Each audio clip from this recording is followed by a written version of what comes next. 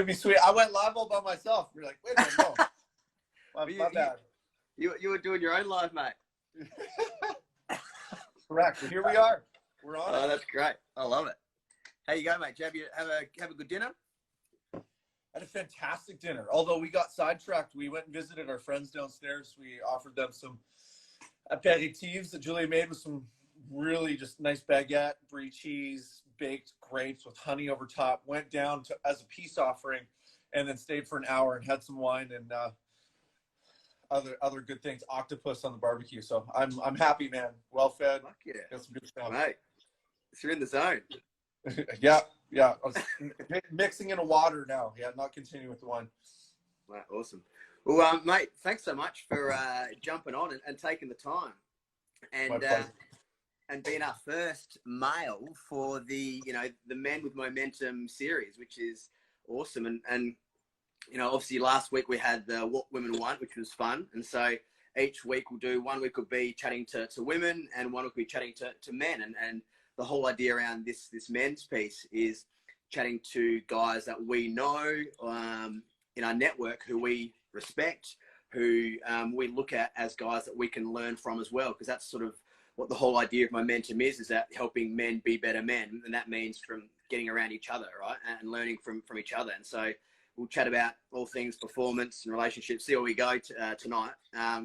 Love it. But yeah, it'll be a bit of fun. So, I mean, firstly, the reason why, you're on the list to come on is only having known you for really a few months, from what I've seen, when I see you, sort of you come across as, a guy that, embodies that, the performance aspect and that sort of resilience, but also still manages to have that sort of level of emotional intelligence and connection, and interesting connection and more so. And I still remember, it was even interesting. Remember how we met? I still remember you're like, I just like picking up dudes. So talk us through that process. What was going through your mind, like, when you're sort of, trying to meet blokes? Well, it stems from a philosophy where you have to take the first step.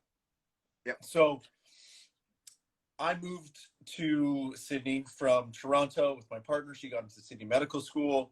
I moved over here with her. That's another really interesting story, just in terms of, like, I needed to make it my own. I'm not here to support her. I needed to own that journey for myself. So I'm not just inside a little box in Sydney to support my partner. No, I'm starting my own life over here as well, even though she's the one who had the opportunity. And so coming here, you enter a completely new place. I have no connections whatsoever with Sydney. You either stay in your own bubble and you wait for things to happen, or you just need to pick up dudes. you need to pick up friends. You have to be outgoing. You have to somehow sift through human beings, be it on the street, shops, same sport that you play, rec centers, fitness first. Like, I needed to be on the offense to make friends. And so at any point in time that I saw something in someone that I was like, I like that, I like what they're doing, I like what they're saying, I like how they behave, I like whatever, I would like literally be like, hey man, you want to hang out? That was great. It's worked out really freaking well thus far, and we'll continue to do so. It's really fun getting to meet new people and going on the offense and knowing you have to be the first step or take the first step. You're the person that's got to, put the ego aside.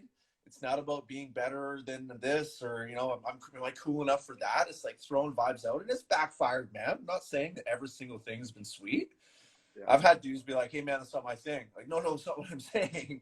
I just want to hang out. And it's been an interesting journey, but I've got to meet people like you, and some other amazing friends that are very close of mine now. Literally just be like, hey, I like the exercise that guy's doing at Fitness First. I'm going to go and see what sport he plays. Mate, it's rare. I've never had like a bloke approach like that. And I was like, well, fuck, like why the hell not? You know, it's a big ego thing. So I don't want to reach out or, you know, try to pick up a bloke or whatever, and we sort of hold back. You know, even whether it's trying to chat to a chick or a bloke, we find that most of the time we're the ones who you hold back, and who knows what you miss out on. So, mate, good on you for that one for a start. I'll sum it up. Game recognizes game. You know, so like if you have game, you got confidence, you know what you're up to, like you got a vision, you can see that in another person. And when you see that in another person channeled in a certain way, go and say hello and see what they're up to. And honestly, more often than not, it turns into a really great connection, conversation, opportunity, you name it. Yeah. Mr. Pro, Rue's just asked, how's it been received? So you'd say most of the time people are open to that. People are keen. They're like, they want to chat to people. They want more connection, right? Totally. Yeah. Totally. Game recognizes that game. It's a vibe. And so, interestingly enough, so you're saying that when you moved, so previously, obviously, just for those who might not know, you were a professional sportsman, right, in volleyball. That was what you did. Do you want to give us a quick, so you sort of almost came here to support your partner coming over here. So that was the process. So you'd already retired, you know, finished playing, or what was the story there? So just like really quick Coles notes. I'm from Vancouver Island, which is the New Zealand of Canada, West Coast, beautiful place. Went through, you know, tiny town, playing sports, went to college, went to university, started playing for Team Canada, played for Team Canada beach volleyball for 9 years, culminated in an Olympic journey there in 2012, came off the games. I was supposed to play another 4 years minimum. And I just, my heart was like, you know what? Everything that I put into that journey could have been taken away at any moment in time. I'd like to take that energy and shift it elsewhere. So I retired on my own terms, left the sport, still amicable, but you know, it was earlier than I thought it would be, but it was just on my heart. I moved into fitness. I started a athletic group training business based off of holistic training practices that really at that time in 2012, 13, it was like a boot camp at a park with a bunch of moms doing 100 burpees, or it was CrossFit. That literally were your two options. So, you know, athletic, functional training, very F45, but I'd like to say a little bit more boutique and bespoke was the brand, and built that in Toronto. That was 5 years, and then really felt a calling that I wanted to come back to sport, move more into leadership. You know, fitness was evolving in a way that I needed to find myself again. Not that I was restless, but I just had kind of completed my goals there and trusted my gut. I wound up selling my shares of the business and moved on very amicably, and you know, wound up losing my father in a tragic accident. And in that moment in time when I was dealing with that, Julia, my partner, my fiance, didn't get into University of Toronto for medical school. And that, like, literally my Olympic vision, her equally was her becoming a doctor. And I knew that meant the world to her, and we had to look elsewhere. And so she applied to 5 schools in Australia, and she got into University of Sydney. And so there was a moment where it was like looking at each other going, well, what do we do? And my first thought is like, let's go. Yeah. Like, if I'm going to bet on anybody, it's going to be us. So let's go. And so we got rid of everything, downsized, moved into Julie's family's home for 2 months before moving over here, and started fresh. New city, other side of the world. And here we are. Interesting. So what was it about? Because you know, look at playing professional sport for your country, right? As for a lot of, you know, guys and girls, that you look at it as almost pinnacle, right? What was it from the outside? You know, that's sort of what we put up as one of the top things you could do. So what was it about that didn't align with you, and how did you realize that? How did that sort of have your moment and go, fuck, what I thought was the dream and the all wasn't a thing? So I struggled throughout my entire career. Like, I actually had this conversation this week with a bunch of young athletes. I mentor them back in Canada, and I struggled with my identity. I wanted to be a professional beach volleyball player, an athlete, and sportsman, but I also wanted to be recognized as more than that. And so I struggled committing 100% of my effort to be that thing, because I personally wanted to be more than that. And in hindsight, not that I didn't commit, I clearly committed, but I still left some stuff on the table. And so when I was at the Olympic Games, I was hearing other Olympians talking. We're in the village, right? I mean, that's another story in another time. You're 11,000 of the best athletes in the world, and you're just constantly looking around going, who the heck is that? What sport do they play? Gorgeous or incredible or like what? Anyways, multiple people I heard say they lost, and then they would say, I can't wait till the next Olympics. And I just went, that's like 4 years away. And I realized that people were living in such deep tunnels and were so focused that they were kind of missing out on life. And I'm not speaking ill of the journey. I'm not speaking in a way that it's condescending. Like, I loved that journey. It was incredible. And it was in that moment where I needed to let that sport go and move my heart elsewhere to contribute to the world, because I hit enough volleyballs over a net, to last a lifetime. And so it was just listening to other people and how they weren't able to, be self-aware in a moment where it's like, maybe now's the time to let go. I kind of thought, you know what? I'm at peace. I've wanted to be an Olympian my whole life. I achieved my life goal, and coming off of that was really hard to refocus. And I thought, you know what? I think I'm okay with this. I'll move on my own terms and put the energy and intensity that I was able to channel into sport. Let's try to put that into something else and challenge myself. Right. Cool. Because interesting, around the whole identity piece, right? And obviously there's a lot of people in sports, or I guess in it doesn't have to be sports, but when you go through periods of your life where we've created or been conditioned to think that we need to be this kind of a person. And for you, it might have been around the sport. And we talk a lot about, the masks we wear as men and sort of the stereotypes around masculinity. And one of the big ones is around being good at sport, and leadership and confidence and being that sort of alpha male. And I know that was a part of it for me. I never played nowhere near your level, obviously, but in my little world, I played at a decent sort of level. And when I left, it was almost like what now? What's my new identity gonna be? How did you? I mean, I guess with you, the sounds of it, it was your more of a conscious decision to leave as opposed to your career's up or you're injured. Did you have any dark spots where you're like, fuck, man, or how was that transition for you? Well, as an athlete or as a high performer, you start to really live in a certain trace. And there's no question that when you're a high performer, you got to go hard. Yeah. You wind up developing this identity around, I'm going to suffer better than that person. And because fitness was my natural move on, I always prided myself on being the most jacked, the most fit athlete. I was the most physical. That was a trait, right? That was my identity.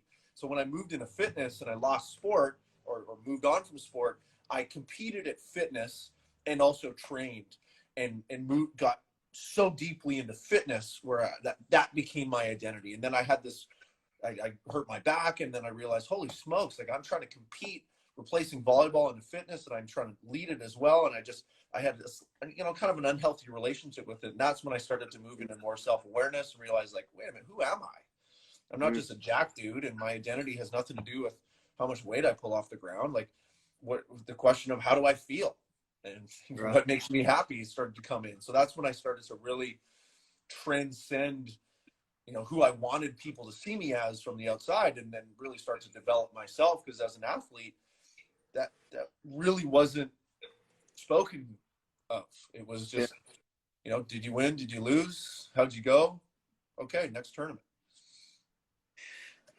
What would you say then would be the biggest changes in you? Would you have said that, prior to leaving, when you were, playing at that top level, that it was more, about sort of the physical and the external and the accolades, and now it's more about maybe your internal sort of, what's going on and understanding you better? Is it more looking after your mental space? What are the fundamental changes or the differences that you say, old you versus new or evolved you?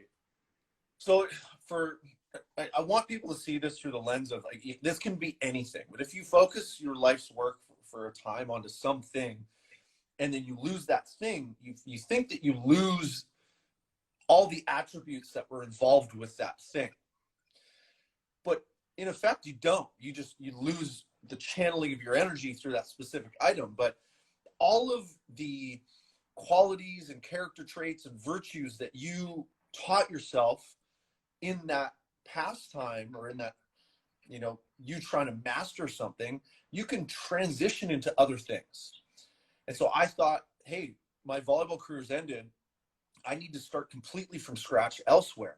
And it took me realizing, no, actually, everything that I built for myself, my personal integrity, I built that through this beach volleyball journey.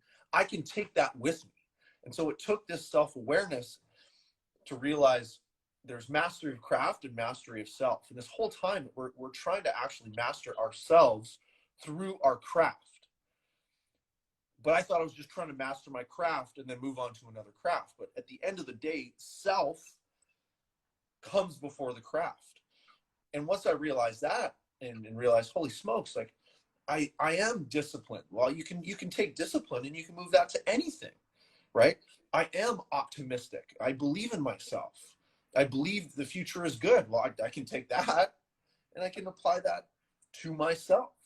I trust myself. I trust my partner.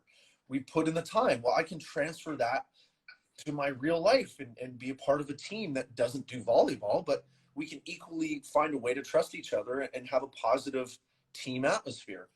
So there was all these things that, I wound up slowly learning over time, that through, be it volleyball or whatever other people are doing, you can learn those pieces and transition those with you. And it took a self-awareness to understand I can take everything that I've learned and move that and transition that with me for the rest of my life, because it wasn't volleyball, it was me.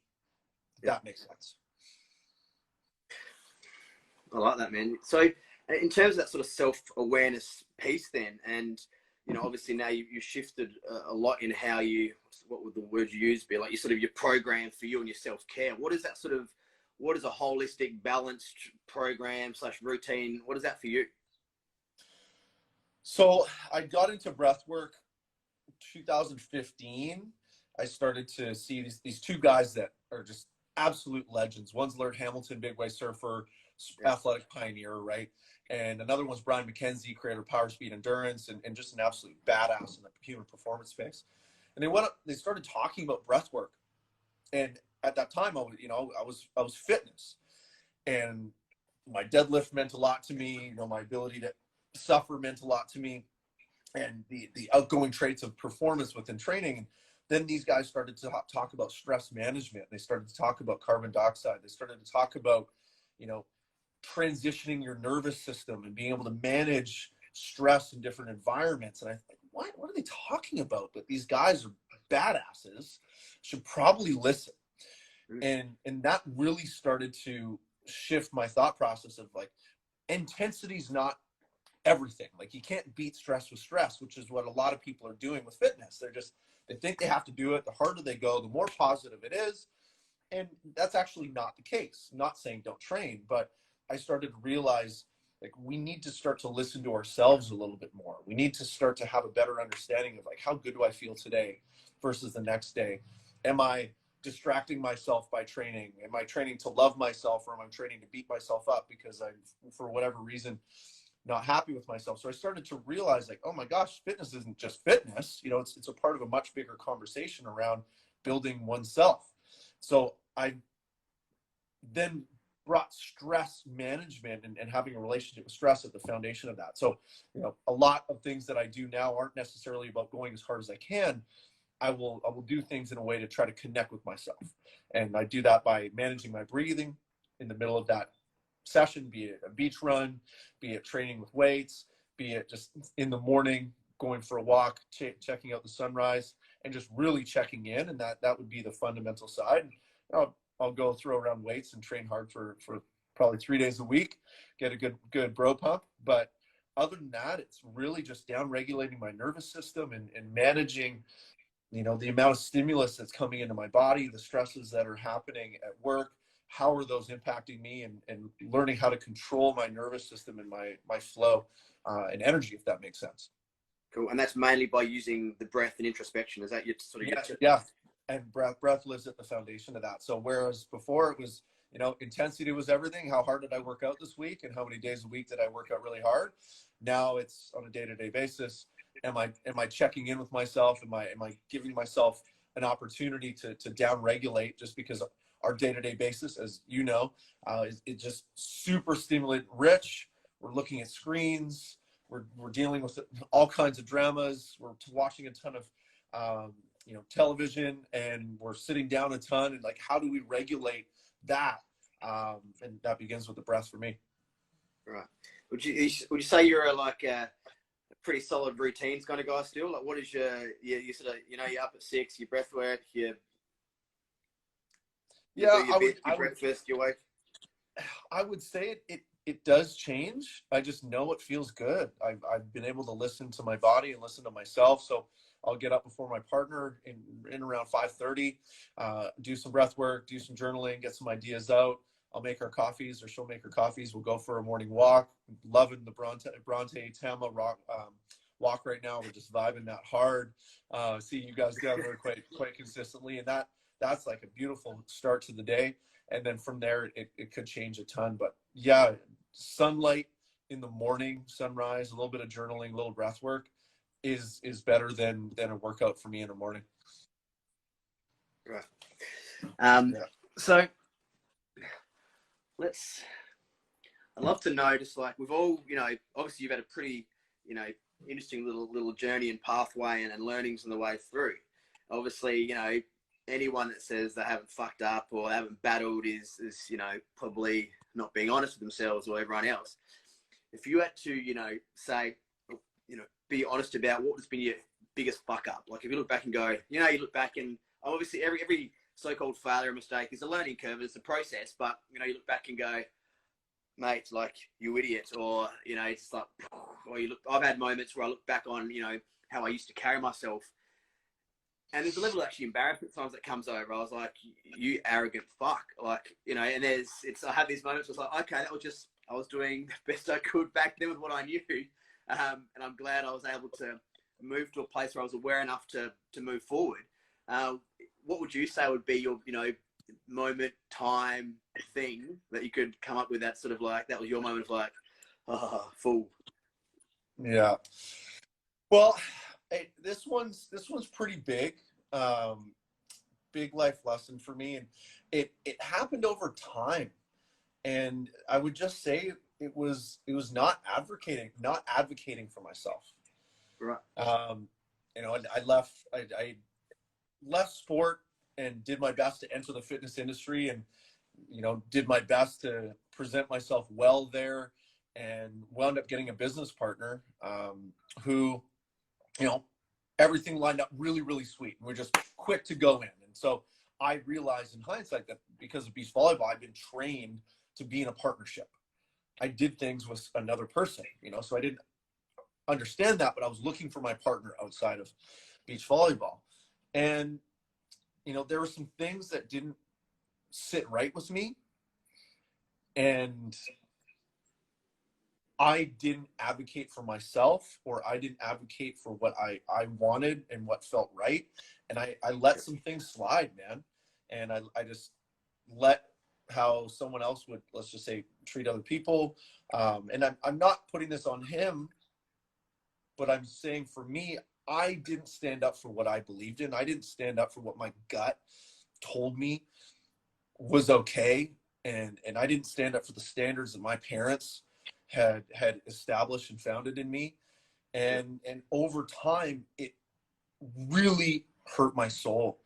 And I wound up really compromising myself, because over time things got worse, and as pressure, as money, and more things happened, the more exposed it was. And I wound up for at least a year and a half, more than that, probably 2 years, was living incredibly compromised, was just degrading in terms of my mental health, was not happy, was not able to sleep well. And I let somebody else take over my life.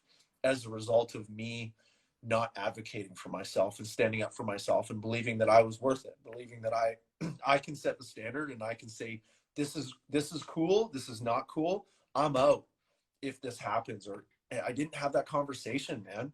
And it really hurt me for 2 years. It's a solid time. Was it, you sort of touched on it there a minute ago, was it, do you think now on looking back and having looked into it a bit more, is it around lack of like self-worth or confidence in yourself, or was it people pleasing? You know, what do you know where that sort of came from, maybe? So 100%, you nailed a bunch of different things. I'd say from that self-worth side, it was, you know, I just wanted to be a team player.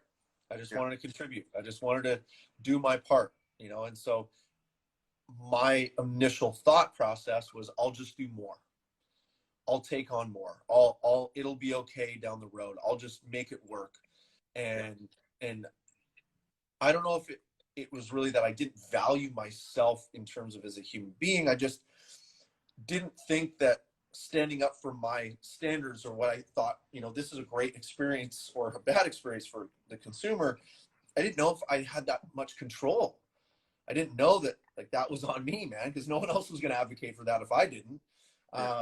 So it was, you know, not really knowing and taking the initiative, and I needed to make that mistake to now know, like, it's on me, man. If something doesn't sit right with me, that's not on the other person, that's on me to advocate for a better solution if it's not what I'm desiring to participate in.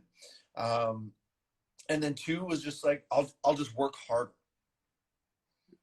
I'll just work harder. And it'll go away because I'll work harder. Right? If I now see, like, if your only solution to make something go away or change is to work harder, unfortunately, it's not the right solution. Yeah. Because you can't just work harder all the time to make something that's not necessarily effective go away. Like, to make something go away, there's a lot better models, right? Well, particularly as blokes, that's one of the main things we almost get taught and feel like we got to do, is like, you push through and you make it happen and you work hard and you get it done. And you kind of miss out on the rest of the introspection and sort of getting clear on what's actually going on. And so one of the, you know, big things that we're obviously working with and trying to figure out, you know, one of our questions is always like, what does it mean to be a man, right? And we've done a bit of research into, you know, asking both men and women around like characteristics that you look for in guys, or that you know, respect or aspire to. Sort of, you know, what are the sort of, you can maybe answer it, are there people in your life, whether they're well-known people or, you know, peers or whatever, that you look up to, and what are the characteristics, male characteristics, males, and what are the characteristics that go into this kind of a person? So I've met a few really cool cats here in Australia, and those are evolving conversations and friendships, but I'll speak more to some really great people back in my life in Toronto.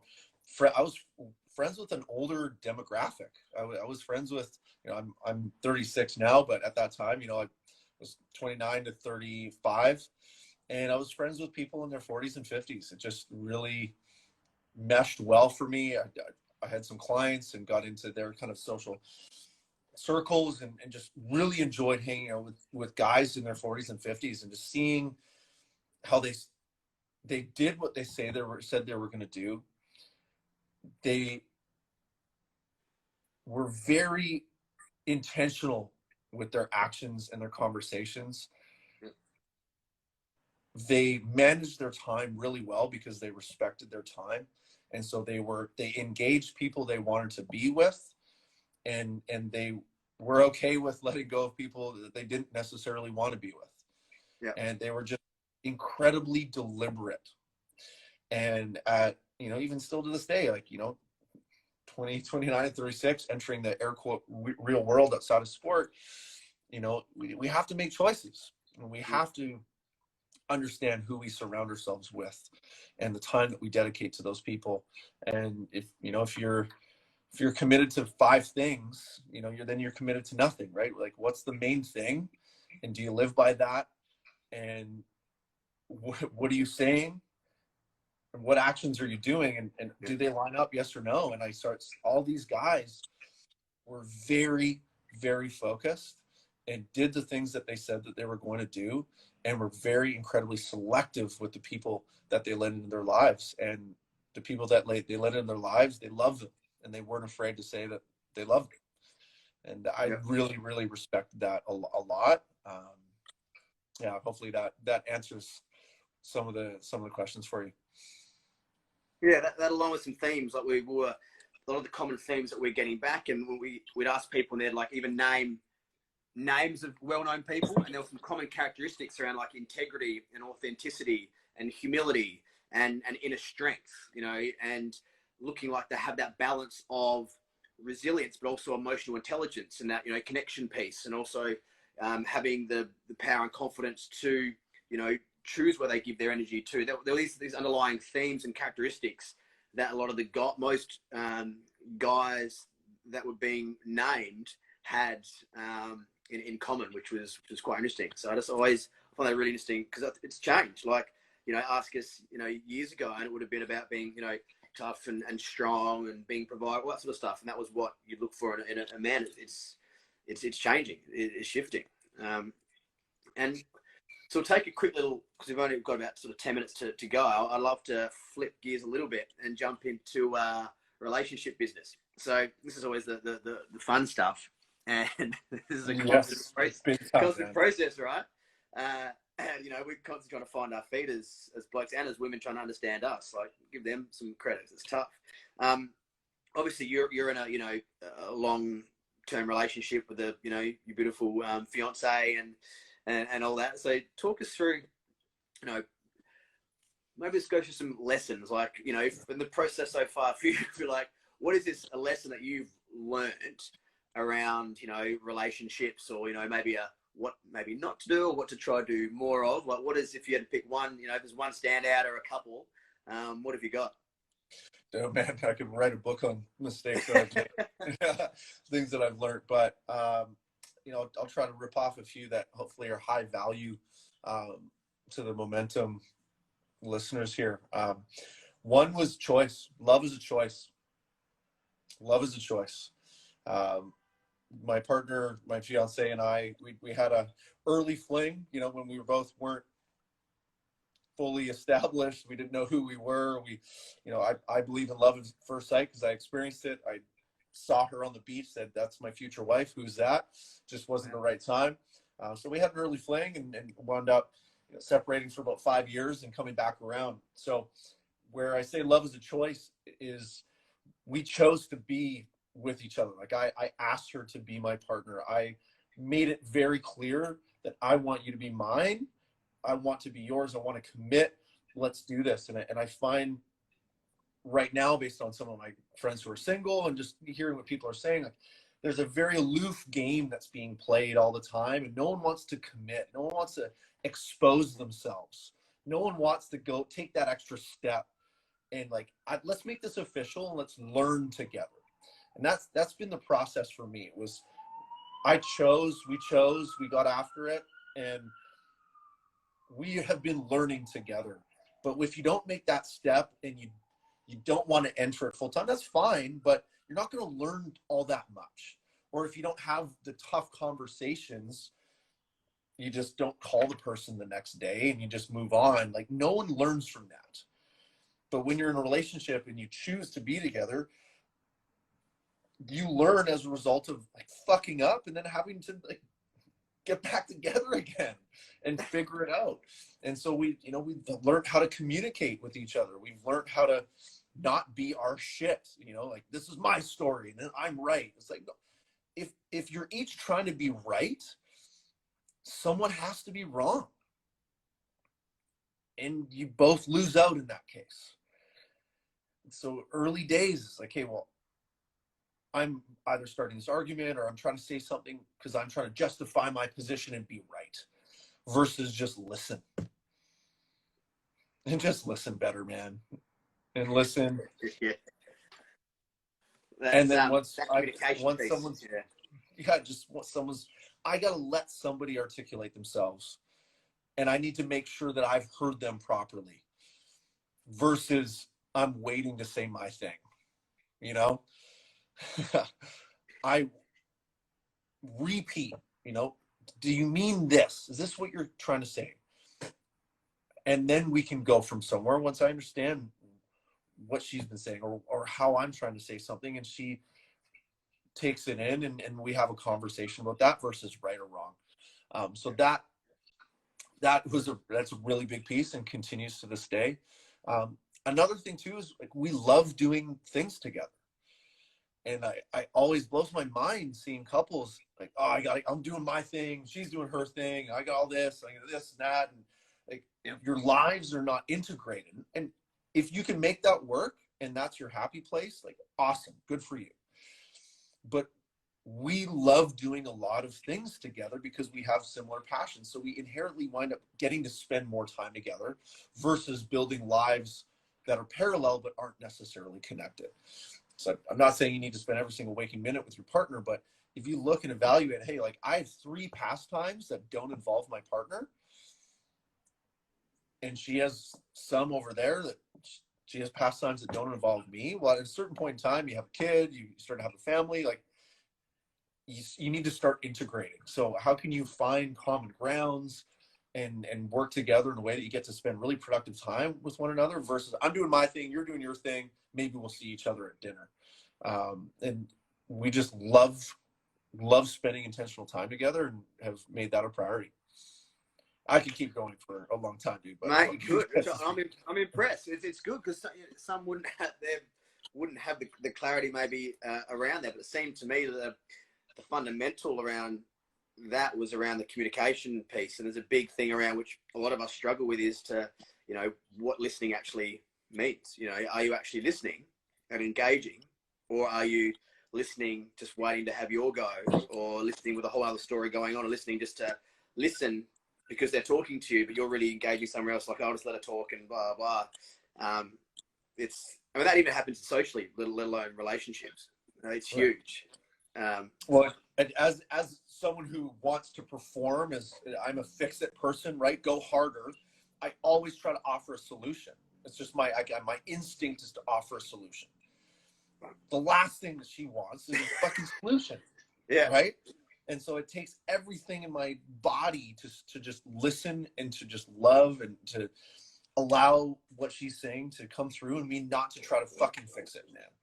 Yeah. And that's the biggest thing.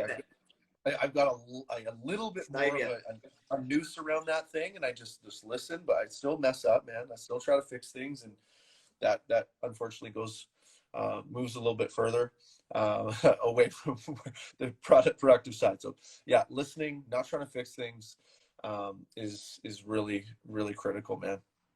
Yeah, I had this amazing conversation, and it was sort of like a little ding moment a few months ago with a girl who I know quite well, and I did some work with her and taught her meditation, and post that she ended up broke up with a partner, and he learned also and was doing some. He does doing the work. He was like, he thought he was okay, and he was a nice enough guy and everything, and but he started doing the work on himself. And she goes, she goes, I'm going to tell you this. I'm like, what? She goes, we're having this conversation, and I was like having a vent and this and that, and he stopped and he goes, I just want to say I acknowledge how you're feeling, and that's it. And she goes, I almost fell off my fucking chair.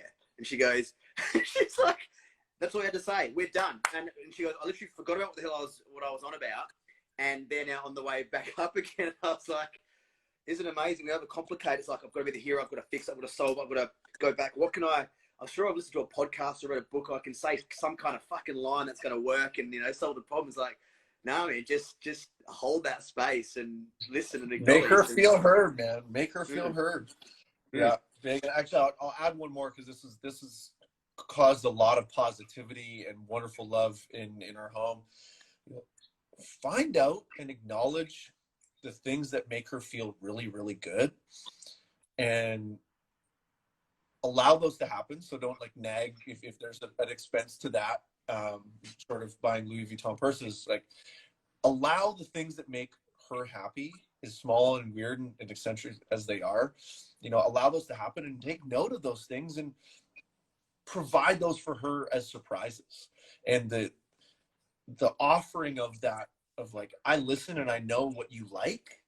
I've seen you like this. I know this brings you joy and delight, and then offering a delight, a present, you know, when she either least expected, or come home with things like coming home with flowers, coming home with, like, my girl loves mangoes, dude. You guys have the best mangoes in the world, so Get the come girl a home with mango. mangoes. Like, you know, it's like, I thought of you, I did something intentional for you, and it doesn't need to be expensive, but it's like, I recognize the things that make you happy, and I'm going to do my best to bring those back into the home and offer those to you, because I listen and I love you.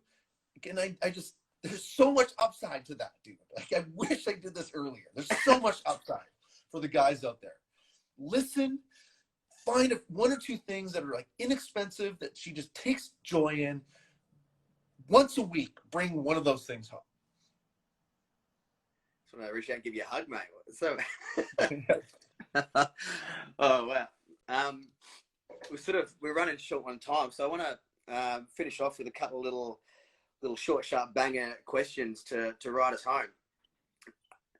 If you had to choose one thing that you wished you had learnt or taken on or changed or been open to earlier when you were younger, what would that be?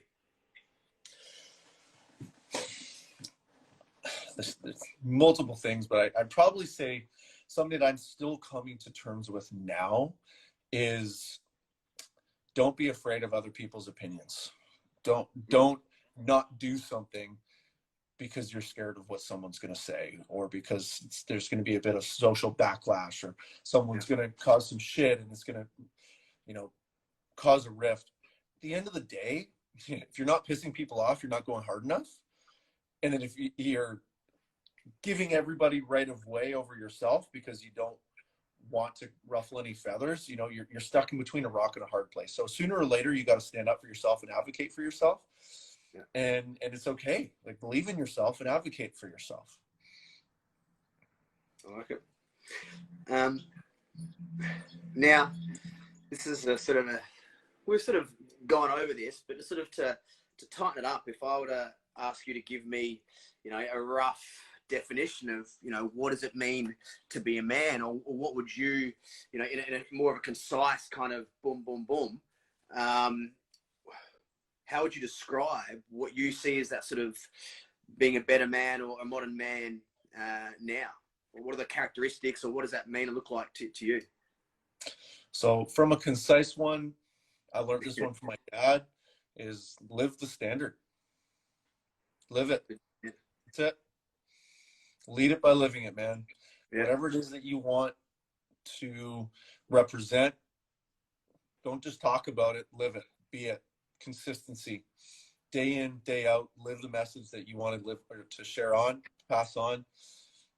Show the example to your kids, to the people that you're mentoring, to the people that work underneath you, to your employees. Be the thing. Fucking be it. Day in, day out. And improve yourself.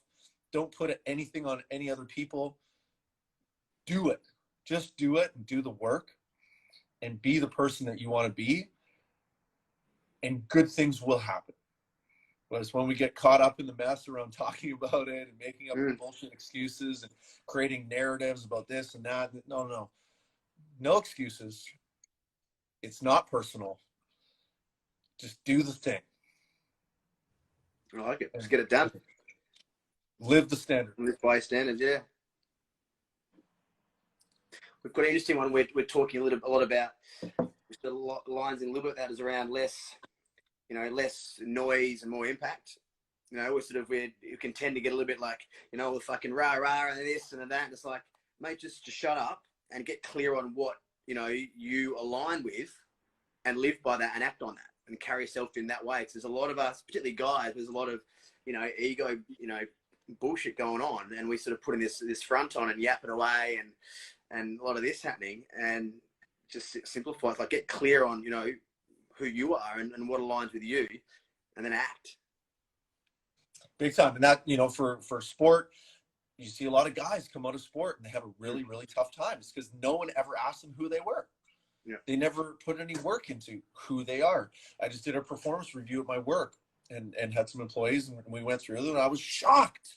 I was shocked at how unclear they were with what they wanted in their lives and what they're doing. And these are people in their late 30s and 40s who have qualifications. And they still were not clear on what they wanted. And it blew my mind.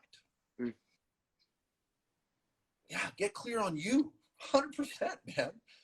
That kind of leads into the final little cue I was going to throw at you. It would be, you know, what would be, you know, if I was a bloke and I was like, hey man, I feel like there's something more. I don't know what that looks like. I feel like I could be better, or, you know, that was how I felt for years. I literally was going through life and, you know, chasing all the external stuff and thinking that was it. And it was mostly around, like, you know, booze and chicks and all the bullshit. And I finally sort of slowly but surely started shifting. And that came from a level of awareness around what actually aligned with me. And so what the final sort of question is, what would you say to a guy who was like going through that phase of like not feeling quite right, but not knowing what to do? What would you say, like, this is your first step? Is it around that, like, get clear on your values? Like, what would be just one, like, mate, just go do this? Oof. There's so many different ways to send somebody, and it's really challenging to point someone in the right direction. But it's a weird, you're probably not going to expect this one, is when was the last sunrise that you caught? Go wake up early, get your circadian rhythm right, go watch the sunrise, and think. Allow life to just happen. Think, see that, be in the natural beauty, and start your day with that. And there's a lot of people that their circadian rhythms are just totally off. Their habits are off. Their stress management is way off, and they don't even know it. We've been convinced to believe that we're supposed to be in pain. We're supposed to be anxious. We're supposed to be depressed. Like, this is normal. Well, we just haven't managed our environments in an intentional way. So get your sleep right, wake up nice and early. And I promise you, you're going to have this thought process around, like, this is what I feel.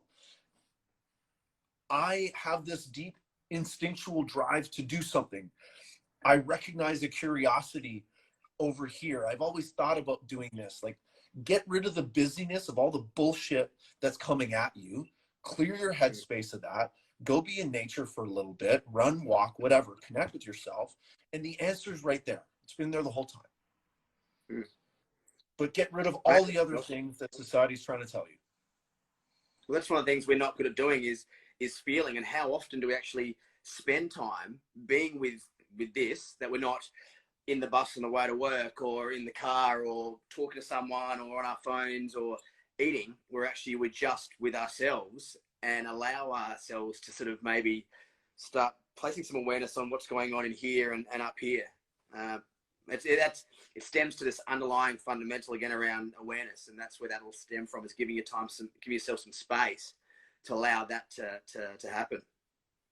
Yeah, and like, you can get caught up in reading a bunch of books and trying to take in a bunch of information. And like, I'm still in that space, man. I got so many half-finished books in my closet over here, and at the end of the day, all of that stuff is still someone else's thoughts that I'm trying to take in so I can process myself. And at the end of the day, you got to give yourself space and just get in touch with yourself.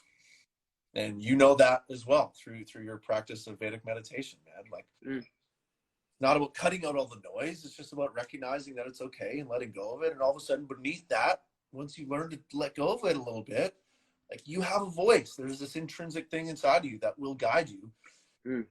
It's just unfortunately been suppressed.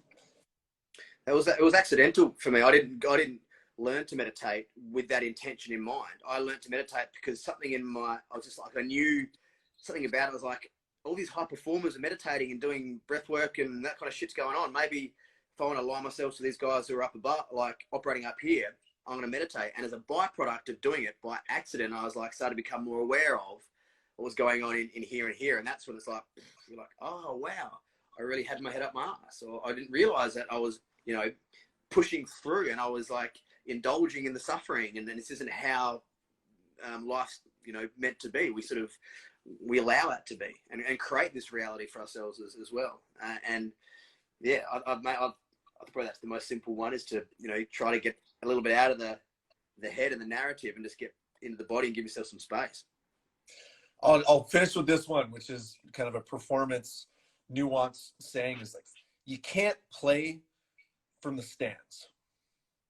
Mm-hmm. And so performance only happens in the present moment. It only happens right now.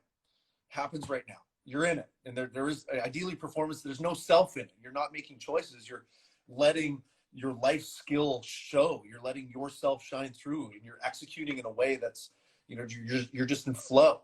But too many of us are trying to play on the field from the stands because we're trying to make it look good. We're overthinking it. We're wondering what the outcome is. We're trying to control things. Well, you can't control it. You can't.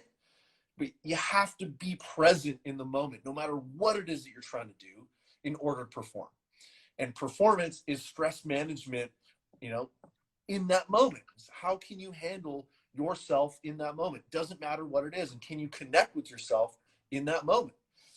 And I have learned that afterwards now, and look back and like, how did I not see that? Mate, what a go off and fucking fire up now on your Sundays. What an inspirational way to end up, mate. Well, we jumped over a bit of time, but it was just some good chat from you, so I wanted to keep it rolling on. Mate, thanks so much. Really appreciate you coming on. That was, as always, solid chat.